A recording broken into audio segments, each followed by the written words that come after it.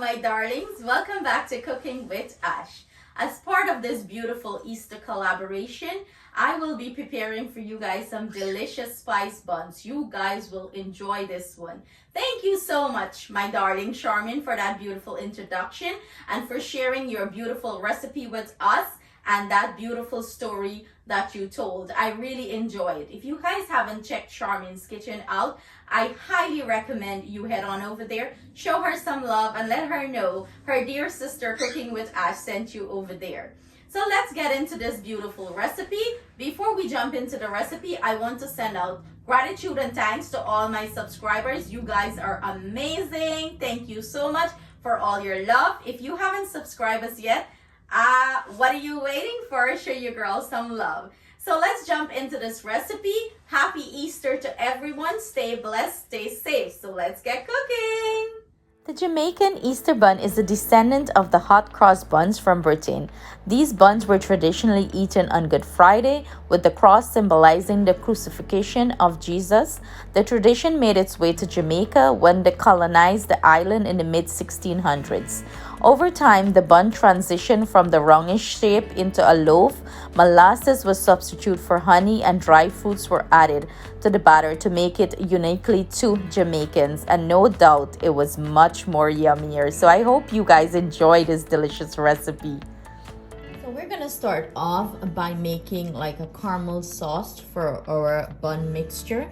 And here I have a bottle of dragon stout. If you don't use alcohol, you can substitute this with Malta. I have some brown sugar here, of course some honey, butter. I have my raisins soaked in water so they could plump up. I'm using some molasses. I have mixed essence. If you don't have mixed essence, you can substitute it with some almond essence, or you can use some vanilla extract. Here I have some guava jam, and in this bowl I have a few spices. I have some clove and some star anise. Any kind of guava jam you have on hand, feel free to use it. I am using this, so any sort of guava jam you have on hand, go ahead and use it. So we're gonna start off with this syrup part of it, it's more of a syrup. It reminds me of a black cake. Start off like cooking the sugar in all these wonderful spices, and then I'm going to get into the flour, the dry ingredient part of it, and we're going to put this beautiful spice bun together. So to our pot here, I'm going to go ahead and add the clove and the star anise. I'm going to go in with the mixed essence. In goes the honey.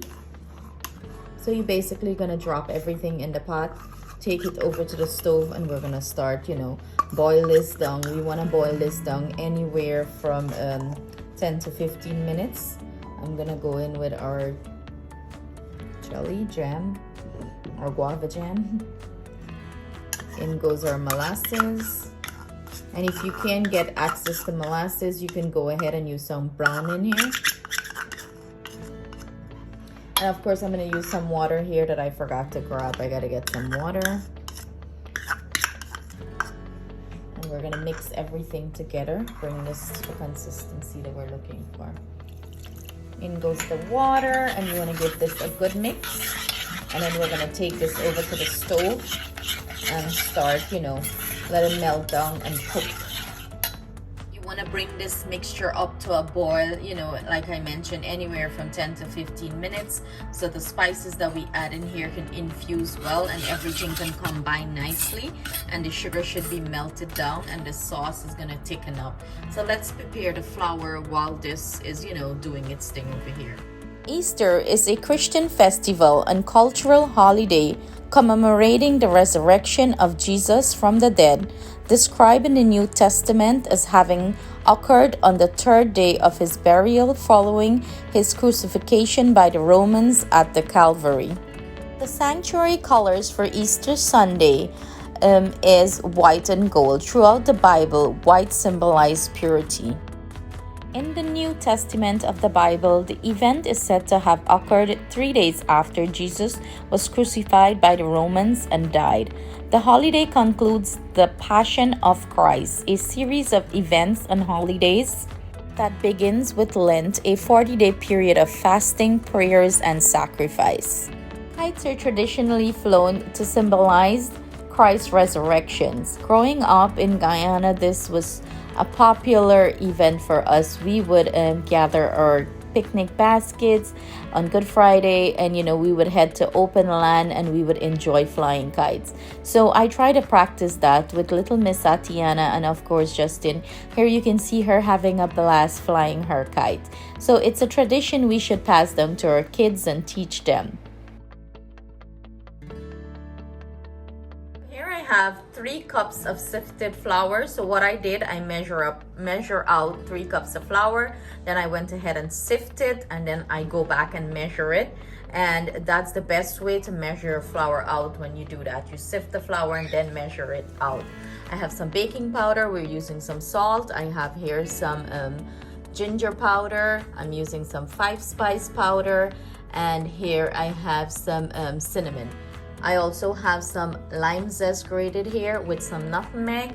If you don't have lime zest, you can use lemon zest, or you can substitute it with some orange zest. Any of those sort would do the job perfectly fine. I'm gonna go in with my 5-spice powder and my ginger powder here, and you want to sift everything in so you're looking for a nice smooth consistency. I'm gonna go in with the cinnamon powder, and everything I'm using, guys, will be listed in the description box below with measurements. Salt, and I'm gonna go in with our baking powder here, and you want to give everything a good sift. And this is why you sift it, because you're getting rid of any lumps or clunk or any big piece of chunk in the spice. Sift, sift, sift, sift, sift. I'm gonna go in with our nutmeg here and our lime zest. I was gonna go say lemon, but lemon zest is fine too, whatever you have on hand. You wanna give this a good mix, mix everything in well. And we're gonna check on our mixture that we have, our syrup that we have on the stove preparing there. This is what our syrup or if you want to say a caramel is looking like. It still has to go down, but it's been about 2 minutes now on the heat, so you want to keep checking it, stir it, make sure everything is mixed in well. So this is what our caramel is looking like after boiling for about 12 minutes on the stovetop. This is what it's looking like, so rich and nice. I'm gonna go ahead and strain this. And that's Rio, guys. Rio's looking for attention. I'm gonna strain this into a bowl, and we're gonna go ahead and keep all this spice that we have in here, because we're gonna make a glaze to go on top of our bun when it's finished. And we're gonna do it back in the same pot with these spices. We're just gonna add a few other ingredients, and we're gonna use it back and infuse these same flavors into the glaze. So to our caramel sauce that we have here, I'm gonna go ahead and add our dragon stout. And remember, if you don't use alcohol, you can substitute this with some Malta. And I'm gonna go ahead and add our raisins that I had soaked. I went ahead and drained the water out of it. We're gonna add that here, and now we're gonna go in and add our flour, dry ingredients that we mixed previously, and we're just gonna add everything in and give this a good mix and combine it well.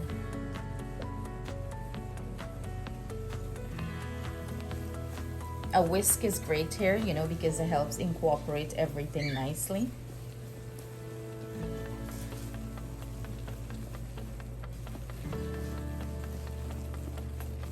And this is smelling so flavorful, guys. I want you guys to comment, leave a comment below, and let me know if you ever tried this or if you ever made it, and what are your thoughts on it. And even if you tried a recipe from my recipe here, leave a comment below so we can know your thoughts on it and if you enjoy it. It's quite delicious. It's smelling so fragrant with all the spices. Here I have my pan, and I went ahead and lined the bottom here with some parchment paper, and it's a 9x5 pan I'm using here. this is what our mixture is looking like. I'm gonna go ahead and pour the batter into our pan. And it's smelling so fragrant and nice, guys. Ooh. I have my oven preheating 350 degrees Fahrenheit. I'm gonna go ahead, pop this in, and I'm gonna bake this off anyway 35 to 40 minutes.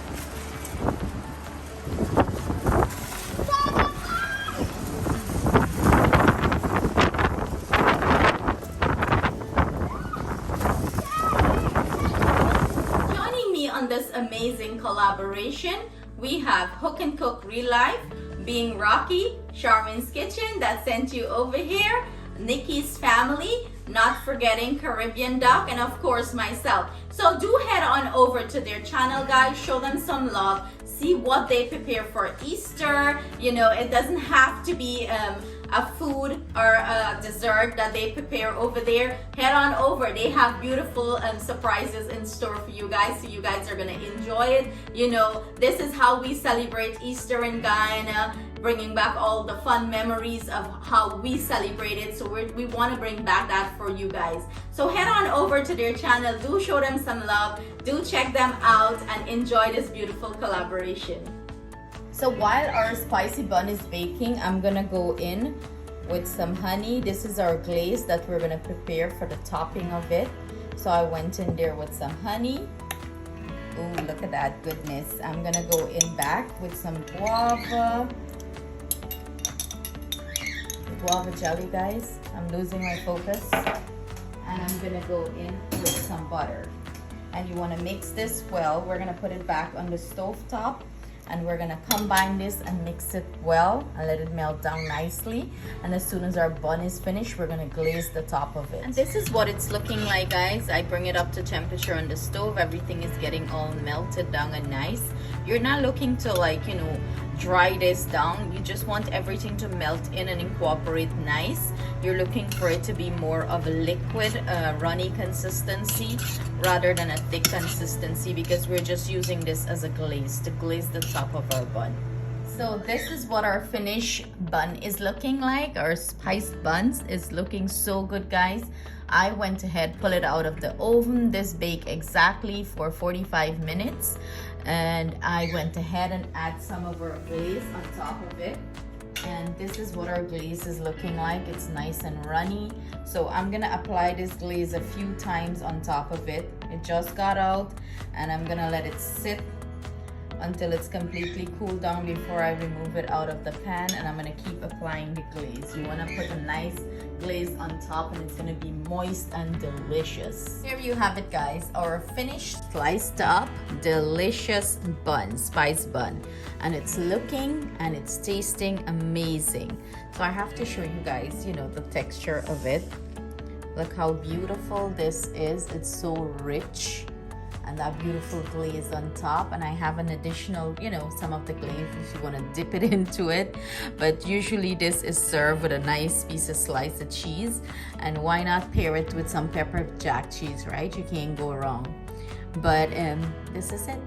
Happy Easter to you guys. I hope you give this recipe a try. Thank you so much for joining us in the kitchen. And I hope you guys enjoy this recipe. So now that we wrap this up and finish our bun, and of course we serve it up with our cheese and all that, I hope you guys enjoy this recipe. So let me send you over to my dear brother, Being Rocky. I wonder what Mr. Rocky have brewing up over there for us, how he celebrates Easter, and how he's gonna celebrate Easter in his home and kitchen with you guys. So head on over to Being Rocky, show him some love, let him know Cooking with Ash sent you guys over there. Thank you guys so much for being a part of this collaboration with us, because without you guys, this wouldn't have been possible. So thank you guys so much. We cannot thank you enough for all your love and support. Wishing everyone a happy and blessed Easter. Stay safe.